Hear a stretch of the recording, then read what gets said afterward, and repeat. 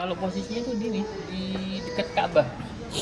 Jadi pas Hajar ini malaikat yang ngeruk. Iya.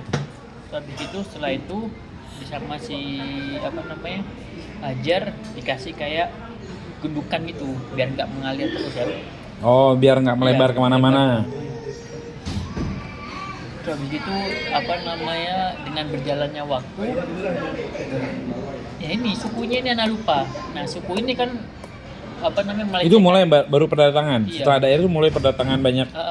Apa enggak ini mulai kehidupan berikutnya? Berikutnya ini Nabi Ibrahim datang lagi. Nabi Ibrahim datang lagi, terus di situ diperintahkan oleh Allah untuk membangun tempat yang mana nanti akan menjadi tempat orang beribadah di situ, yaitu membangun Ka'bah itu. Akhirnya udah dibantuin oleh anaknya Ismail. Itu udah mulai besar lah ya. Iya, ditanyain mau nggak membantu saya untuk Sarah itu gimana? nggak tahu. Nggak ada cerita lagi. Iya, kemudian makanya pas jadi kalau diperhatikan bangunan Ka'bah pada zaman itu bangunannya bentuknya D. Seperti bangunan Hijr Ismail itu masuk dalam bagian Ka'bah. Ka'bah, iya. Nah, pas dibangun sampai agak tinggi udah, akhirnya Nabi Ibrahim itu minta kepada anaknya untuk dicarikan batu. Ada yang bilang batu ini udah dari surga, batu yang dijadikan pijakan Nabi Ibrahim untuk membangun Ka'bah bagian atasnya. Iya. Sampai selesai, akhirnya kan terdapat pijakan bekas pijakan kaki Nabi Ibrahim di batu tersebut, makanya dinamakan dengan Makom Ibrahim. Kamu tahu kan yang dekat Ka'bah yang ada kuning-kuningnya itu, yaitu Makom Ibrahim. Artinya bukan pijakan Nabi Ibrahim. Padahal jauh ya. Ya awalnya Jaraknya nggak di situ ya. Iya. Nggak ini kan. Iya.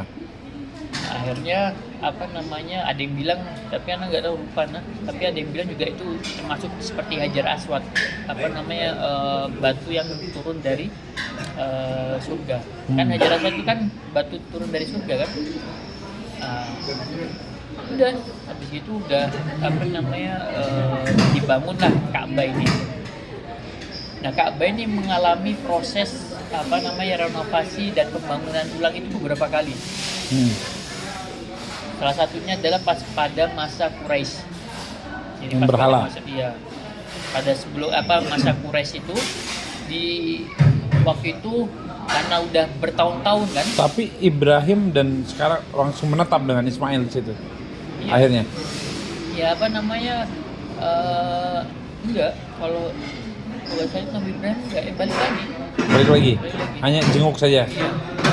Nah, akhirnya pas zaman Quraisy itu terjadilah bencana alam, kemudian sehingga membuat bangun Ka'bah ini sudah tidak udah rusak gitu.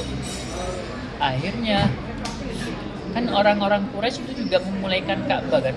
Mereka memulaikan Ka'bah dengan dengan menaruh berhalanya itu di dalam Ka'bah itu. Iya. Nah, dan mereka ini pertama gak ada yang berani untuk merenovasi Ka'bah ini, gak ada yang berani untuk menghancurkan Ka'bah ini, takut kualat istilahnya kita itu. Orang Quraisy ya? Quraisy. Ya. Jadi mereka itu ingin membangun Ka'bah, kan mau dirobohin dulu nih. Gak ada yang berani. Akhirnya adalah salah satu yang berani ngerobohin, pas dilihat ternyata orang ini baik-baik aja, gak ada apa-apa. Akhirnya udah bangunlah Ka'bah ini pada masa Quraisy. Dirobohin itu dengan tujuan untuk ngebangun lagi. Iya. Nah, orang-orang Quraisy itu karena menghormati Ka'bah dan mengagungkan Ka'bah ini, jadi dia itu mengumpulkan iuran ya, patungan kalau kita istilahnya, mengumpulkan orang Quraisy. Di antara orang Quraisy itu dengan harta yang halal. Jadi kan orang Quraisy kan perdagangannya kan ya ada yang halal, ada yang haram kan. Nah, mereka nggak mau uang haram ini masuk untuk proses pembangunan Ka'bah karena mereka menganggap tempat ini yang suci, tempat yang terhormat bagi mereka.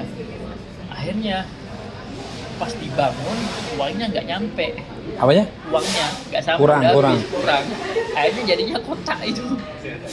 Kan aslinya kan bentuknya D. Jadi sampai Hijr Ismail itu. Antum perhatiin kan ini kotak ini kan? Iya.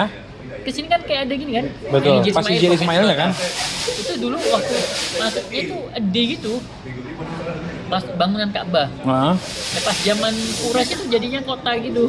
Karena pas mau bangun yang sini udah gak ada lagi dananya loh. jadi yang hasil Quraisy ini yang bener kotak Yang sekarang? kota, iya. Jadi yang bangunan yang sekarang kita lihat itu bangunan yang Orang diawali Quraisy. oleh orang Quraisy bangun. Niatnya Tapi mau dibentuk apa? Ya enggak, karena udah habis uangnya aja dah. Nah, pada zaman berikutnya itu dikembalikan lagi, direnovasi lagi, dijadiin di lagi. Tapi dibalikin lagi sampai sekarang yang kita lihat seperti sekarang itu di kota itu sampai itu ada Hijaz Ismail. Makanya kalau kita sholat di Hijaz Ismail itu kan seperti kayak Sama kita di sholat dalam Ka'bah. Oke. Iya. Nah, kalau yang masalah Zam-Zam ini, Anda lupa sukunya apa ya? Pokoknya Sumbernya itu di dekat Ka'bahnya atau? iya. Kalau apa namanya?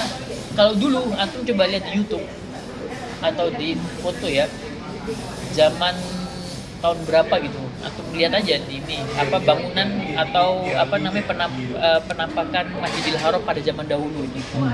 Jadi nanti di tempat tawaf itu kayak ada bangunan di dekat Ka'bah itu. Nah, itu bangunan buat apa namanya kayak istilahnya buat jam-jam itu, pengolahan jam-jam itu. Tapi sekarang kan udah gak tau kayaknya dibawa serba canggih sekarang kan.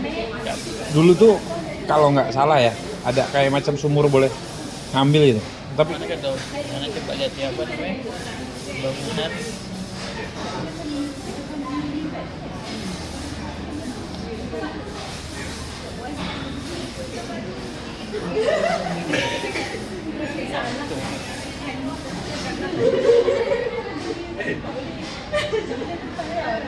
Jadinya ada kok antum melihat di mana?